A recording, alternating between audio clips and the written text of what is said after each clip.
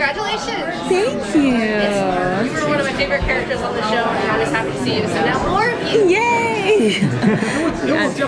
I'm very excited. So. I'm from Wheatonopolis, by the way. Oh, nice.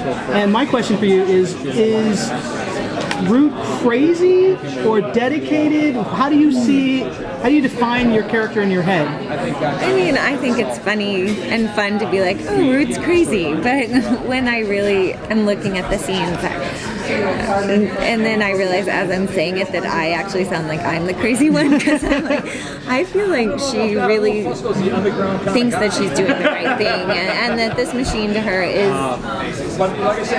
not an it, you know, that setting it free is the greater good for everyone, and if people get in the way of that path that she's on, and that she knows that this is the right thing to do, and it seems like that's been a path that she started, you know, when they did the backstory of being on the Oregon Trail game in Texas to now, that I think that she just feels like she's doing what has to happen and what needs to happen.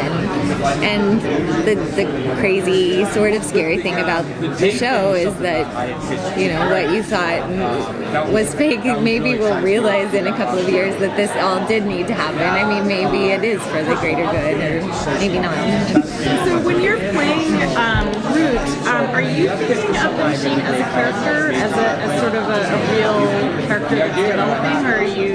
Yeah, I mean, I feel like the finale last year, I'm not even sure if it was the second, but both of those parts of the last two, when I read it and Michael and I had the scene where we went into the office and the paper started printing out, and I was like tearing up about this machine that it's sick and it needs help, and you know.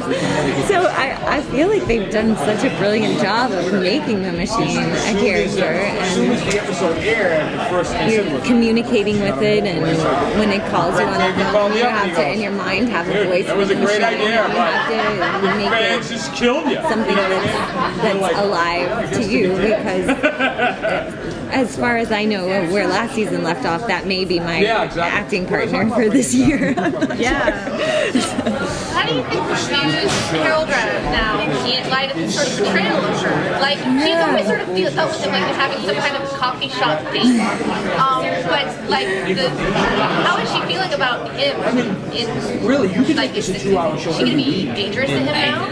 You know, I feel like the bigger betrayal that she is going to hold against him, in my opinion, is not of her, but that he was willing to sacrifice the machine and willing to give over the virus and let it out there, and with the chance that the machine may not be okay from it. And to me, I think that she does hold that against him more than anything. The fact that he's put her in a mental institution, I don't know, that may cause some issues later. But, you know, he didn't kill her. They could have killed her. They could have done anything with her. And I think that those last two episodes last year when we were together, it seems like this may be me being crazy again when Root actually should be the crazy one. But it really felt like they kind of had this connection where he saw that she wasn't doing this with malice, and that she was trying to do this because she felt it was the right thing. And a lot of the things that I was saying were stuff that he felt when he started the journey of making the machine. So maybe it'll bring us closer together.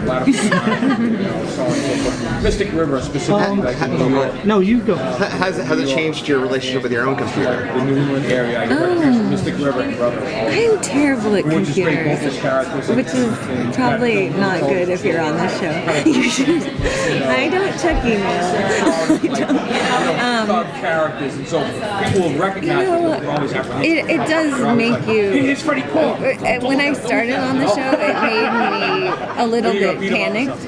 And then there's kind of like a weird sense of like, if I'm walking home in New York at night and I'm by myself, there's kind of like a fun thing of like, ooh, what if somebody's watching? Is that weird? Yeah, it's weird. One more question. Your character has repeatedly underestimated Reese time after time, every time. Do you think that's really going to be to her detriment at some point? Well, I'm not I mean, I've made it out so far. So I don't know. I feel like that she always has some tricks hidden in her back pocket. And, I mean, I got away from him the first time. I outsmarted him, so I think he has a little, like, he needs to win that battle against me to make us on even playing fields kind of thing. Well, he's found you every time. He has, but I've also gotten away every time.